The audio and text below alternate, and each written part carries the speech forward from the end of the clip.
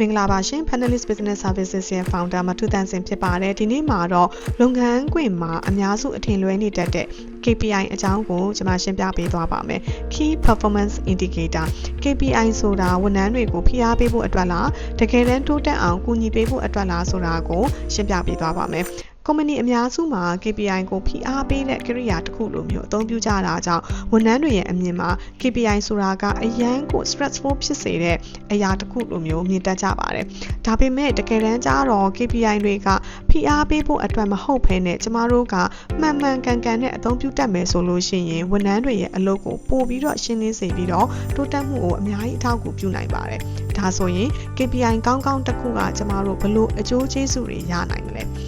ပထမအချက်အနေနဲ့ဆိုရင်အောင်မြင်မှုကိုရှင်းရှင်းလင်းလင်းနဲ့ပြသနိုင်ပါလိမ့်မယ်။ဝန်ထမ်းတစ်ယောက်အနေနဲ့ကသူတို့ရဲ့နေ့စဉ်အလုပ်တွေကကုမ္ပဏီရဲ့ပန်းနိုင်ကိုဘလောက်အထောက်အကူပြုတယ်ဆိုတာကို data အချက်အလက်နဲ့သိရှိသွားပြီးတော့ပို့ပြီးတော့တာဝန်ယူစိတ်လည်းရှိလာစေပါတယ်။ဒုတိယအချက်ကကြတော့မျှတမှုရှိတဲ့အကဲဖြတ်စနစ်တစ်ခုအနေနဲ့လည်းအသုံးပြုလို့ရပါတယ်။ KPI တွေကကိုရေးကိုယ်တာခန်းစားချက်တွေအပေါ်မှာအခြေမခံဘဲနဲ့ data နံပါတ်တွေနဲ့အခြေခံတာဖြစ်တဲ့အတွက်ကြောင့်ဝန်ထမ်းတွေရဲ့စွမ်းဆောင်ရည်ကိုတရားမျှတစွာနဲ့အကဲဖြတ်နိုင်ပါတယ်။ဒါကအလုပ်ခွင်မှာပွင့်လင်းမြင်သာမှုနဲ့တရားမျှတမှုကိုတည်ဆောက်ပေးပါတယ်။တတိယအချက်ကကြတော့လမ်းညွှန်မှုနဲ့သင်ကြားပေးမှုမှာလည်းအများကြီးအထောက်အကူပြုပါတယ်။ KPI တွေကဝန်ထမ်းတွေရဲ့စွမ်းဆောင်ရည်ကဘယ်နေရာမှာအားနည်းနေတယ်ဆိုတာကိုချက်ချင်းထောက်ပြပေးနိုင်ပါတယ်။ဒါကြောင့် manager တွေအနေနဲ့က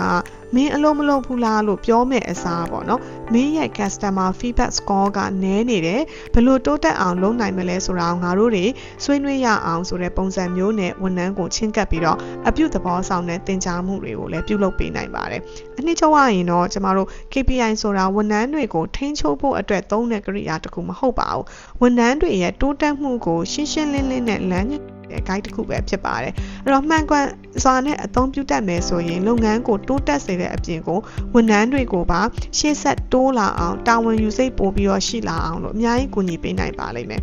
နောက်ထပ် HR နဲ့ပတ်သက်တဲ့ဗဟုသုတတွေရဖို့ကျမတို့ရဲ့ page ကို follow လုပ်ထားပေးဖို့ဖိတ်ခေါ်ရင်းနဲ့ဒီနေ့အတွက်တော့ဒီလောက်နဲ့ပဲရနာပါရစေအားလုံးကိုကျေးဇူး